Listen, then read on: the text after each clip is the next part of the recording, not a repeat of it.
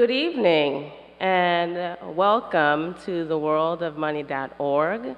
The World of Money organization is based in New York City. It was launched in December of 2005 and quickly amassed an ambitious roster of financial experts who remain committed to empower the youth with a sound financial foundation. This summer, 2012, worldofmoney.org Youth Financial Education Institute graduated 142 youth, ages 7 to 18.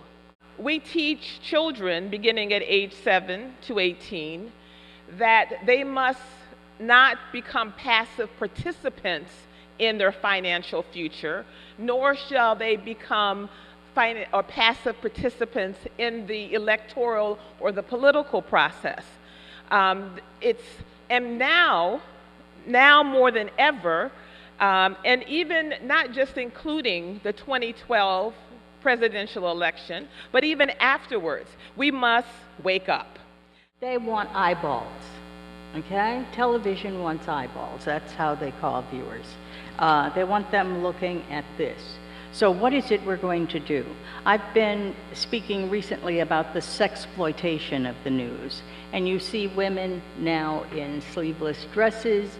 I saw a woman in a halter, so she was really, it was cut all the way down here, delivering the news.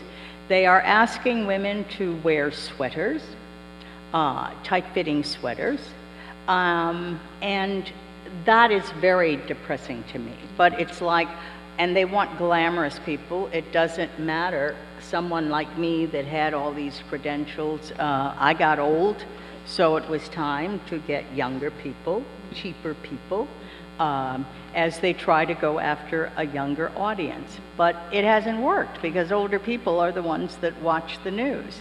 When ABC put the breakup of, what's her name? Katie and Tom Cruise on the network news, I was just like, I don't believe this. So, I mean, you're seeing all that, and JonBenét and Casey Anthony and all of these other things that are eating up time that we could be devoting to real news. But the public is watching it, so that's why they're doing it. And so I'm upset with the public. There's got to be some kind of literacy education, media literacy, and I think our schools are the place to do it, because what was the other night? They were saying that more people know the names of the basketball wives than they know of their state legislators and their congressmen. They can't name them. So Americans are into all of these stuff and watching all of this stuff, and so it's very tough.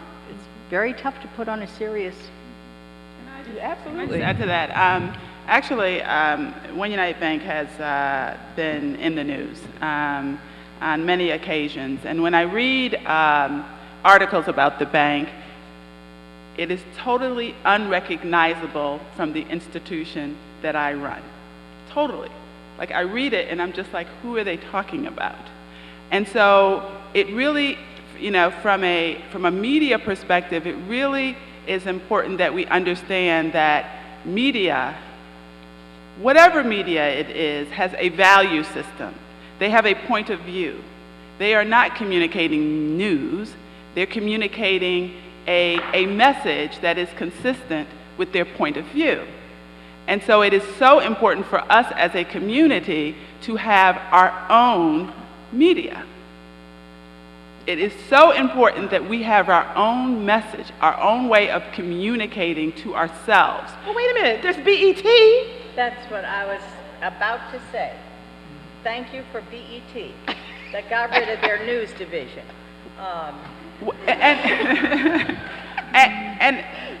The reality is that, first of all, even though there is BET, with all its flaws as well as its promises and possibilities, we as a community need more than that.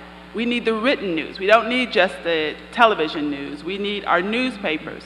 For all of you, I don't know where you live, but if you have a black newspaper in your community, you need to subscribe to your newspaper, support your newspaper, because your black newspaper or Hispanic newspaper, or whatever, your newspaper, your local newspaper that is really supporting our community is going to give you much more honesty about what's going on in our community than what you're going to see if you're reading the national news. It is so disconcerting to see the difference. And I'd say the other point that I see in terms of the media is that they really do love a fight. And so what that means is that if we're not fighting each other, there's no news. And they will call you and attempt to draw you out into a fight. I have nothing negative to say about anybody. As far as I'm concerned, we're all working hard trying to move this country forward. Okay. But if someone calls you from the press and you make that statement, click. So you have to understand as well that what we're seeing in the news is a value system that says we're trying to deliver a message and a direction, and we need to see a fight. I disagree with you. I have to defend the Okay, media. go ahead. Okay, I have never reported. I worked for CBS, NBC, and ABC. I have never been ordered to slant a story a certain way. Have never been suggested that we're going to put this slant on the story. I don't think that happens at all at reputable news organizations, the lamestream media, as the Tea Parties would call us. And the New York Times, I mean, you can trust these news organizations for trying to do it right and do it with depth and accuracy and truth. But everybody thinks reporters are all liberal. And I think that is because we are forced to see both sides and report both sides of an issue. But do you know who owns us? Republicans. It's wealthy Republicans. It's a business. We're part of their business. And they are extremely conservative, but they do not try to tell us that you should accept Fox News, okay? We know they have an agenda. And MSNBC has got an agenda now. But as I say, the mainstream news organizations, no. Go ahead, argue. Let me just say. Let me just say. Go ahead. Yeah, why don't you add? Both of you, I think, from my perspective, are right. First of all, I chaired the Congressional Black Caucus for 2 years. And of course, I was very involved in negotiating, as several members of the Congressional Black Caucus, Hispanic Caucus, and Asian Pacific American Caucus, in negotiating many of the provisions of the Affordable Care Act. The press, we tried to, so we could get the word out to the community, what was at stake, what we were doing in terms of expansion of community clinics, in terms of health disparities, in terms of setting up an Office of Minority Health Service, all of that we were trying to get out. Press didn't want to even print one sentence. But when there was some disagreement with the White House, hey, 20 calls. Are you referring to so-called liberal and conservative media? All media. So then, what can our audience say? We are coming to you in a few moments. What do we know is true? Where can we go and know that we're seeing an unbiased, nonpartisan information, listener-supported, non-corporate sponsored media?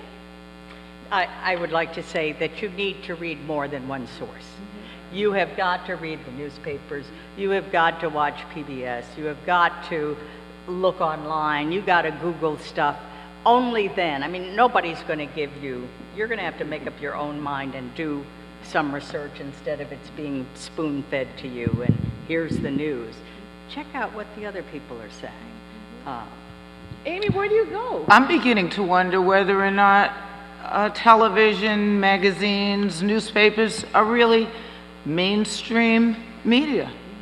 Young people, and that's our future, and they're voters, they don't read the newspaper, they don't read the magazines, they don't watch television, they don't listen to the radio. And the demographics show us that. That's why so many newspapers and magazines are failing.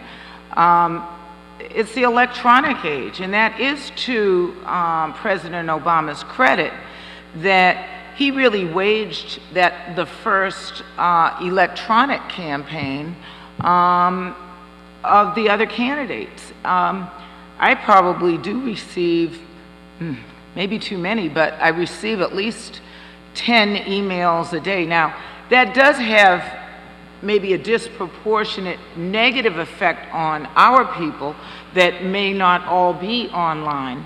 But we've got to realize, and that might be some place that we need to push so that the internet is more widely available. I know that Laurel Yancey there has been working on broadband and penetration for all citizens. But that's really, I think, what mainstream media is and what the future is going to be.